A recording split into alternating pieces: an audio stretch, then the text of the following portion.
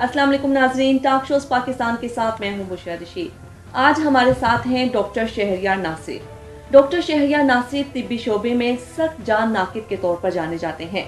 हम डॉक्टर शहरयार नासिर से पूछेंगे कि पंजाब हेल्थ केयर कमीशन अवामी दौलत से कायम किया जाने वाला एक अहम इदारा है, जिसकी जिम्मेदारी है कि वो सूबे में सेहत के शोबे को लाहक अतायत, गैर कानूनियत और जालसाजी का खात्मा करे ताकि अवाम को बेहतर तिब्बी सहूलियात हासिल हो सकें।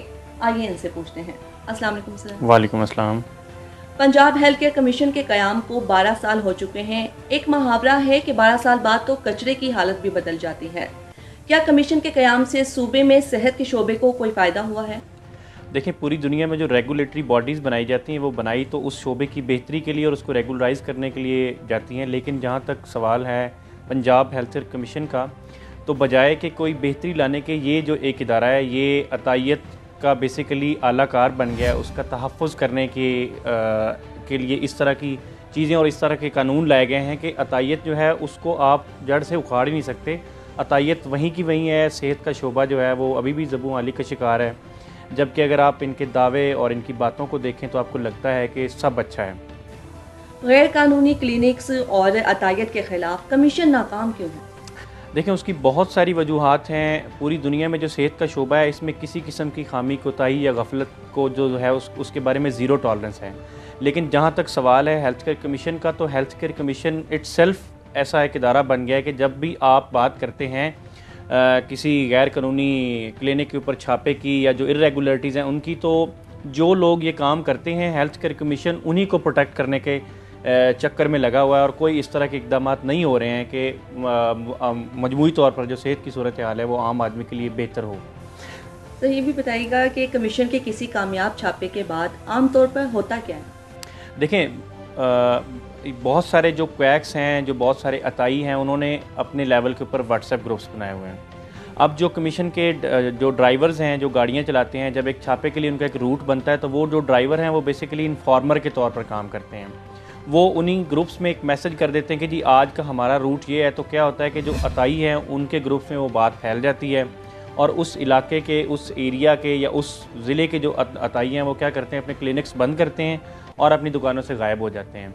इस तरह जो भी एक छापा, जो एक कामयाब छापा होना चाहिए, उसकी बजाय ये होता है कि वो छापा जाके एक रिपोर्ट बना के आ जाते हैं कि जी हम आज गए थे और हमें इस एरिया में कोई भी अताई, कोई क्वैक कुछ नहीं मिला।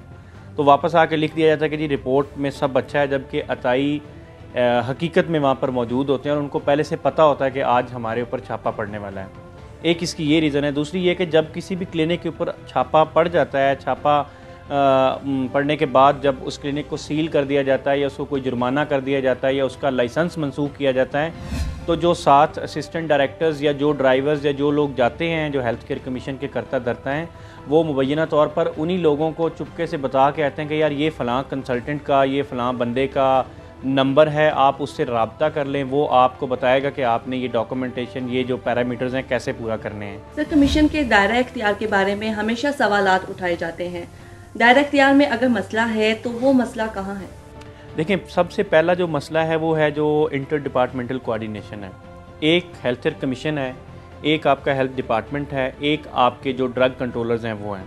ये 3 ऐसे मेन आर्गन्स हैं हेल्थ डिपार्टमेंट के। हेल्थ केयर कमीशन का काम है जो हॉस्पिटल्स हैं उनको रेगुलराइज करना, जो लैब्स हैं, जो ब्लड ट्रांसफ्यूजन्स के मामलात हैं, जितनी लैब्स वो कर रही हैं उनको रेगुलराइज करना। बेसिकली तो हेल्थ केयर कमीशन का काम था कि इनको इम्प्लीमेंटेशन से पहले भी आपने इनको रेगुलराइज करना है कि ये जितने भी SOPs हैं, जो स्टैंडर्ड्स हैं, उनके ऊपर काम करें। कोऑर्डिनेशन का फुकदान ये है कि हेल्थ केयर कमीशन अपने तौर पर जब भी ड्राइव चलाता है, हेल्थ केयर जो हेल्थ डिपार्टमेंट है उसको नहीं पता होता कि क्या हो रहा है। एक क्लिनिक को जाके हेल्थ केयर कमीशन वाले भी सील कर रहे हैं, उसी क्लिनिक को ड्रग कंट्रोलर भी जाके देख रहा है कि अंदर फार्मेसी बनी हुई, मैं इसको ताला लगा के आ रहा हूँ। सेम केस जो लेबॉर्ट्रीज़ हैं वो भी हैं। तो जो दायरा अख्तियार है उसमें या तो कोऑर्डिनेशन हो हेल्थ डिपार्टमेंट के साथ, और जो ड्रग कंट्रोलर्स हैं उनको भी हेल्थ केयर कमीशन के अंडर कर दिया जाए कि जी आपका जो छापा मारने का जो आपका स्केड्यूल है, चीज़ें चेक करने का आपका स्केड्यूल है, लाइक आपकी जो रिपोर्टिंग है that should be to the health care department rather than जो ड्रग कंट्रोलर है। अच्छा, उसमें दायरा कार में एक ये चीज़ आ गई, फिर लैब्स आ गई। अब लैब्स को भी दोनों लोग चेक करते हैं।